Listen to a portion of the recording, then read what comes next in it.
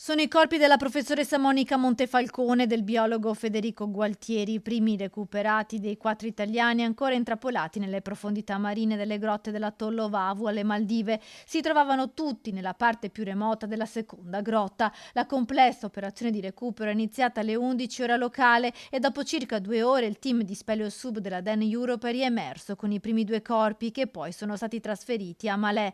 Domani mattina invece verranno recuperati gli altri 2 corpi. Per riportare in superficie le vittime di questa tragedia è stata necessaria un'operazione a staffetta che ha visto impegnati il team di sub finlandesi che si è immersa ad oltre 60 metri di profondità entrando nelle grotte. Dai 30 ai 7 metri è intervenuta la Guardia Costiera maldiviana. In queste ore è arrivata a Malpensa la salma di Gianluca Benedetti, l'istruttore subacqueo padovano, quinta vittima, il primo a essere ritrovato nella prima grotta il giorno dopo la tragedia. In Italia verranno effettuate le autopsie sui corpi. La Procura di Roma, che aveva aperto un fascicolo, indaga per omicidio colposo. Verranno disposti gli accertamenti autoptici per tutte e 5 le vittime. Saranno ascoltati gli altri connazionali che erano a bordo della safari boat Duke of York.